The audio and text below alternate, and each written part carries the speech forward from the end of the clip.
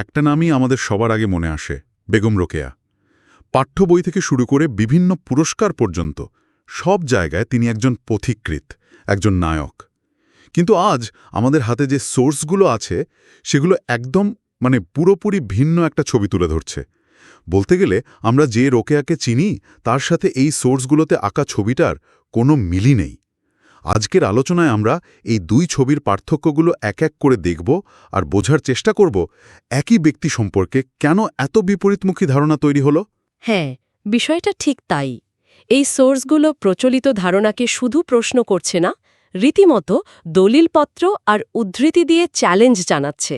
এখানে বেগম রোকেয়াকে কেবল একজন সমাজ সংস্কারক হিসেবে না দেখে একজন ধর্মসমালোচক, ঔপনিবেশিক শক্তির সহায়ক, এমনকি বর্তমান সময়ের পশ্চিমা এজেন্ডা বাস্তবায়নের একটি প্রতীক হিসেবে উপস্থাপন করা হয়েছে।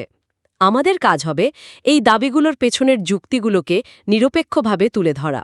তাহলে চলুন এই ধাঁধাটা মেলানোর চেষ্টা করা যাক। একেবারে গোড়া থেকে শুরু করি। সবচেয়ে বিস্ফোরক অভিযোগটা আনা হয়েছে তার ধর্মীয় বিশ্বাস নিয়ে। তিনি শুধু ধর্মের সামাজিক প্রথার সমালোচক ছিলেন না, বরং ধর্মের মূল ভিত্তিগুলোকেই অস্বীকার করেছেন। এটা তো অনেক বড় একটা অভিযোগ। নিঃসন্দেহে, যেমন তার বিখ্যাত প্রবন্ধ আমাদের অবনতিতে তিনি লিখছেন, আমাদিগকে অন্ধকারে রাখিবার জন্য পুরুষগণ ওই ধর্মগ্রন্থগুলিকে ঈশ্বরের আদেশপত্র বলিয়া প্রকাশ করিয়াছেন। এটা কিন্তু খুবই সরাসরি একটা বক্তব্য। এক মিনিট, পুরুষগণ ওই ধর্মগ্রন্থগুলিকে ঈশ্বরের আদেশপত্র বলিয়া প্রকাশ করিয়াছেন। তার মানে কি তিনি বলছেন যে ধর্মগ্রন্থগুলো আসলে ঈশ্বরের বাণী নয়, বরং পুরুষদের বানানো? ঠিক তাই। এখানেই শেষ না, তিনি আরও এক ধাপ এগিয়ে লিখছেন, পুরাকালে যে ব্যক্তি প্রতিভা বলে 10 জনের মধ্যে পরিচিত হইয়াছেন, তিনি আপনাকে দেবতা কিংবা ঈশ্বর প্রেরিত দূত বলিয়ে প্রকাশ করিয়াছেন। তার মানে রোকেয়া বিশ্বাস করতেন যে প্রভাবশালী বা প্রতিভাবান ব্যক্তিরাই নিজেদের নবী বা ঈশ্বরের দূত হিসাবে দাবি করেছেন। এটা তো ধর্মের একেবারে ফাউন্ডেশনাল বিলিফ বা মূল বিশ্বাসের উপরই আঘাত। কিন্তু একটা প্রশ্ন আসে, তিনি কি ধর্মকে সমালোচনা করছিলেন নাকি ধর্মের নামে চলা পুরুষতান্ত্রিক অভিচারকে? এই দুইয়ের মধ্যে তো একটা সূক্ষ্ম পার্থক্য আছে। খুবই গুরুত্বপূর্ণ প্রশ্ন। রোকেয়ার লেখার ভাষা শুধু সামাজিক ব্যাখ্যার সমালোচনা নয়, বরং উৎসের দিকেই আঙুল তুলেছে। যেমন হজরত মোহাম্মদ সাল্লাল্লাহু আলাইহি ওয়াসাল্লাম সম্পর্কে তার একটি লেখা নিয়ে অমছন বিতর্ক তৈরি হয়েছে। তিনি লিখেছেন, তারপর মহাত্মা মোহাম্মদ আইন প্রস্তুত করিলেন যে রমণী সর্বদাই নরের অধীনা থাকিবে, আর মূর্খ নারী নত মস্তকে ওই বিধান মানিয়া লইল। মোহাম্মদ আইন প্রস্তুত করিলেন, এই শব্দচয়ন তো সাংঘাতিক। কারণ এর মানে দাঁড়ায় তিনি এই আইনকে ঐশ্বরিক বিধান হিসেবে দেখছেন না, বরং একজন ব্যক্তির তৈরি আইন হিসেবে দেখছেন। একদম। আল্লাহর আইন না বলে মোহাম্মদের আইন বলার মাধ্যমে রোকেয়া পুরো বিষয়টাকে মানবিক স্তরে নামিয়ে এনেছেন। এই দৃষ্টিভঙ্গিটাকে কলোনিয়াল লিবারাল চিন্তা বা ঔপনিবেশিক উদারনৈতিক চিন্তাধারা হিসাবে চিহ্নিত, কারণ তৎকালীন ইউরোপীয় প্রাচ্যবিদ বা ওরিয়েন্টালিস্টরা একইভাবে ইসলামিক আইনকে শরিয়া না বলে মোহাম্মদান ল বলতেন। এর উদ্দেশ্য ছিল এটা বোঝানো যে এটা কোনো ঐশ্বরিক আইন নয়, বরং মোহাম্মদ সাল্লাল্লাহু আলাইহি সাল্লাম নামক একজন ব্যক্তির বানানো আইন, যা পরিবর্তনযোগ্য। অর্থাৎ শুধু একটা শব্দ বদলে পুরো ঐশ্বরিক আইনের ধারণাটা কি ব্যক্তিগত মতামত হিসেবে দেখানো সম্ভব? এটা তো বেশ সূক্ষ্ম কিন্তু শক্তিশালী একটা কৌশল। ঠিক তাই। আমাদের বুঝতে হবে এই শব্দগুলো সাধারণ কোনো অভিযোগ নয়। ইসলামিক পরিভাষায় এগুলো অত্যন্ত গুরুতর অভিযোগ, যার ভিত্তি হল ধর্মগ্রন্থকে মানুষের লেখা বলা এবং নবীকে একজন সাধারণ আইন প্রণেতা হিসেবে উপস্থাপন করা। আচ্ছা, যদি ধরেও নি যে এগুলো তার ব্যক্তিগত বিশ্বাস ছিল, তাহলে তো তার প্রকাশ্য জীবনযাত্রার সাথে একটা বড়সড় বৈপরীত্য তৈরি হয়। তিনি তো বোরকা নামে একটি প্রবন্ধ লিখেছেন এবং বিভিন্ন সূত্রে জানা যায় তিনি নিজেও পর্দা করতেন। রোকেয়ার পর্দা পালন বা পর্দার পক্ষে লেখাটা তার বিশ্বাস থেকে আসেনি, এটা ছিল তার একটা ক্যালকুলেটেড স্ট্র্যাটেজি বা কৌশল। মৃত্যুর আগে প্রিন্সিপাল ইব্রাহিম খাঁকে দেওয়া একটা সাক্ষাৎকারে রোকেয়াকে যখন তার পর্দা করার কারণ জিজ্ঞেস করা হয়েছিল, তিনি বলেছিলেন, স্কুলটা এতদিন চালিয়ে এলাম, আমার মরার সঙ্গে সঙ্গে এও যদি মরে সেই ভয়ে পর্দা করছি। তার মানে নিজের স্বপ্নের প্রতিষ্ঠান, তার স্কুলটাকে টিকিয়ে রাখার জন্য এটা ছিল একটা সামাজিক আপোষ, ব্যক্তিগত বিশ্বাস নয়, বরং পরিস্থিতির চাপে নেওয়া একটা পদক্ষেপ। ঠিক এটাই। নারীবাদী গবেষক সোনিয়া নিশাদ আমিনও মনে করেন, নারী শিক্ষার মতো একটি প্রগতিশীল প্রকল্পকে তৎকালীন রক্ষণশীল সমাজের আক্রমণ থেকে বাঁচানোর জন্যই রোকেয়া এই পর্দার আবরণকে কৌশল হিসেবে ব্যবহার করেছিলেন। বাহ! একদিকে আপোষ, অন্যদিকে নিজের লেখায় কঠোর সমালোচনা। তার অবরোধবাসিনী বইটাতে তো পর্দার বিরুদ্ধে খুবই কড়া কড়া কথা আছে। ঠিক।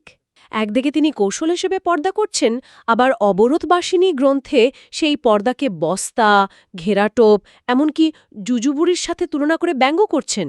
তিনি যা মনে প্রাণে বিশ্বাস করতেন, জনসম্মুখে সবসময় তা প্রকাশ করার মতো অবস্থানে ছিলেন না। তাই তাকে বুঝতে হলে তার এই দ্বৈত সত্তাটা বোঝা খুব জরুরি। এই যে একটা দ্বিমুখী নীতির কথা বলা হচ্ছে, বা একটা জিনসংভাবে তৈরি করা পাবলিক ইমেজ, এই ধারণাটা কি তার সবচেয়ে বড় পরিচয়, অর্থাৎ নারী জাগরণের অগ্রদূত, সেটার ক্ষেত্রেও প্রযোজ্য?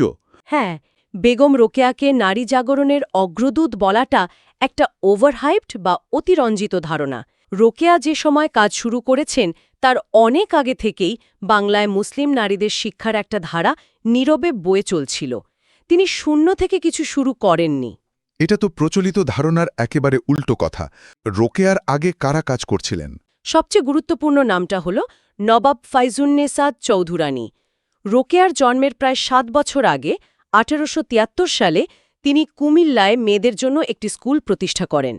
ভাবুন, যে সময়ে নারীদের ঘর থেকে বের হওয়াই কঠিন ছিল, সে সময়ে একজন সম্পূর্ণ পর্দাসীন নারী নিজের জমিদারি থেকে টাকা খরচ করে মেয়েদের জন্য স্কুল বানাচ্ছেন।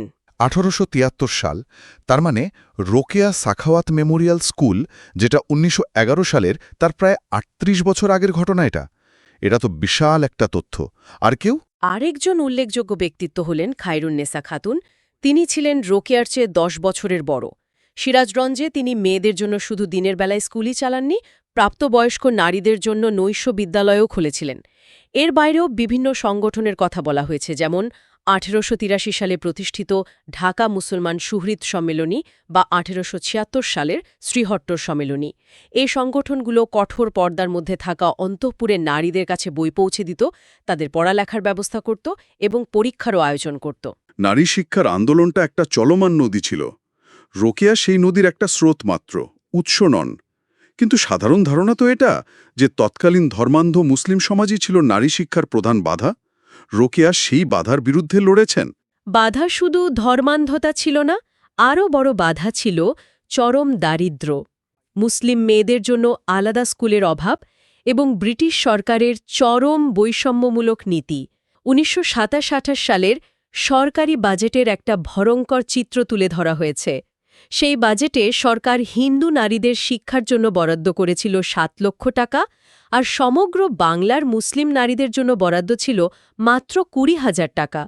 এই আকাশ পাতাল তফাৎটাই তো একটা বিশাল প্রতিবন্ধকতা। আচ্ছা, তাহলে যদি নারী শিক্ষার চল রোকেয়ার আগেও থাকে এবং তার অবদানকে যদি অতিরঞ্জিত বলা হয়, তাহলে সবচেয়ে বড় প্রশ্নটা আসে, কেন বিশেষ করে বেগম রোকেয়াকে এত বড় আইকন হিসেবে তুলে ধরা হলো? এখানেই পুরো আলোচনাটা সবচেয়ে বিতর্কিত দিকে মোড় নেয়। বেগম রোকেয়াকে হিরো বানানোর পেছনে একটি সুনির্দিষ্ট ঔপনিবেশিক এবং পরবর্তীতে পশ্চিমা এজেন্ডা কাজ করেছে। ঔপনিবেশিক এজেন্ডা? প্রথমত, তার ব্যক্তিগত জীবন। তার স্বামী সৈয়দ সাখাওয়াত হোসেন ব্রিটিশ সরকারের একজন উচ্চপদস্থ কর্মকর্তা, ডেপুটি ম্যাজিস্ট্রেট ছিলেন। সোর্সগুলোর দাবি, সেই সময়ে ব্রিটিশদের প্রতি প্রশ্নাতীত আনুগত্য ও সহায়তা ছাড়া কোনো স্থানীয় ব্যক্তির পক্ষে এত বড় পদ পাওয়া প্রায় অসম্ভব ছিল। স্বামীর পরামর্শ এবং অনুপ্রেরণাতেই রোকেয়া লেখালেখি শুরু করেন এবং তার লেখার সুর ব্রিটিশদের এজেন্ডার সাথেই মিলে যেত। কিন্তু স্বামীর সরকারি চাকরি থাকলেই তো কাউকে ঔপনিবেশিক শক্তির সহায়ক বলা যায় না। তার লেখার মধ্যে সেই এজেন্ডার প্রতিফলনটা কোথায়? এখানে আসছে দ্বিতীয় পয়েন্ট। তার লেখাতে কলোনিয়াল লিটারেচার বা ঔপনিবেশিক সাহিত্য হিসেবে আখ্যা দেয়া হয়েছে।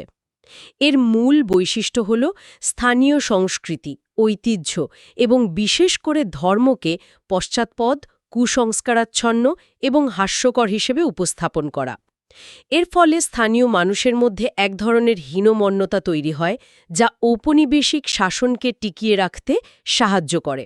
রোকেয়ার লেখা, বিশেষ করে পর্দা নিয়ে তার গল্পগুলো এই ঘরানার সাহিত্যের নিখুঁত উদাহরণ। যেমন একটা প্রায়ই উদ্ধৃত ঘটনার কথা বলা হয়েছে।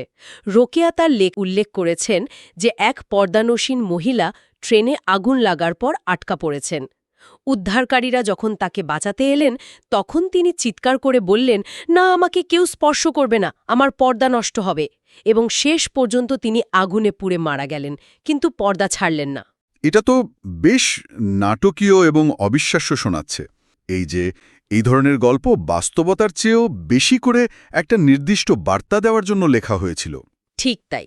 এই ধরনের অতিরঞ্জিত এবং প্রায়শই অবিশ্বাস্য কাহিনীগুলোর মূল উদ্দেশ্য ছিল পর্দার মতো একটি ধর্মীয় বিধানকে একটা বর্বর, অমানবিক এবং হাস্যকর প্রথা হিসেবে প্রতিষ্ঠা করা। এটা ছিল তৎকালীন মিশনারি এবং ব্রিটিশ প্রশাসকদের একটি কমন কৌশল। আচ্ছা, বুঝলাম। এটা তো গেল ঔপনিবেশিক সময়ের কথা। এই প্রক্রিয়া এখনও চলছে, সেটার ভিত্তি কি? ভিত্তিটা হল আদর্শের ধারাবাহিকতা।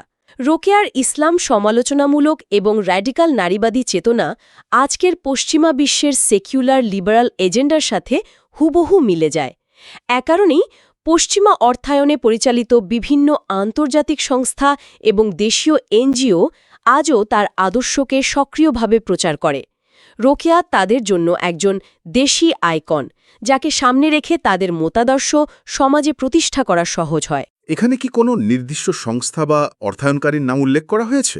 হ্যাঁ, বেশ কিছু নাম পরিষ্কারভাবে উল্লেখ করা হয়েছে, যেমন UN Women, UNDP, European Union, USAID, এমনকি বিল অ্যান্ড মেলিন্ডা গেটস ফাউন্ডেশনের মতো বড় বড় দাতা সংস্থার কথা বলা হয়েছে।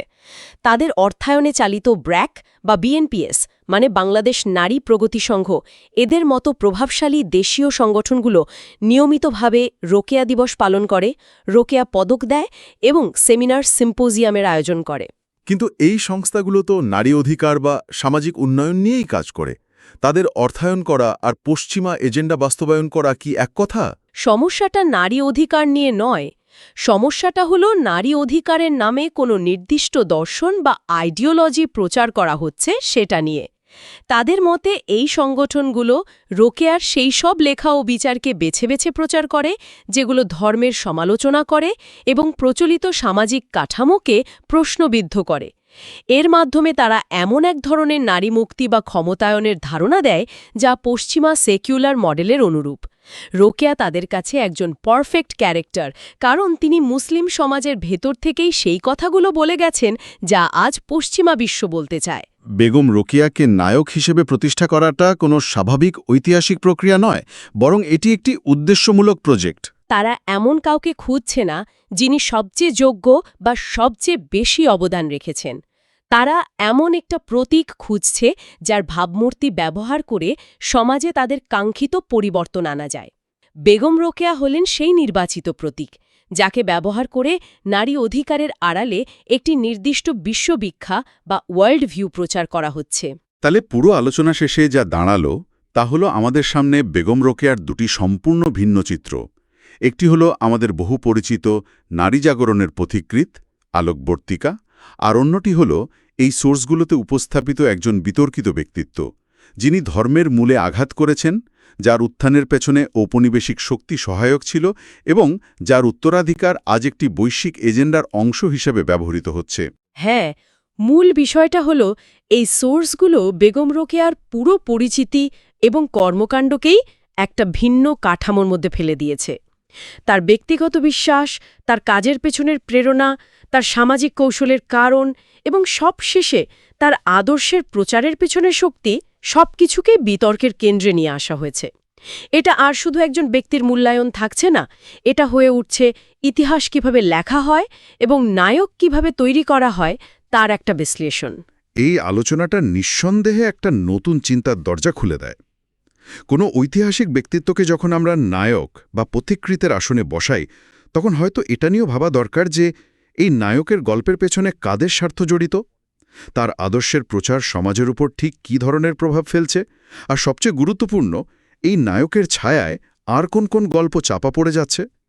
প্রশ্নগুলো আমাদের সবার ভাবার জন্য রইল।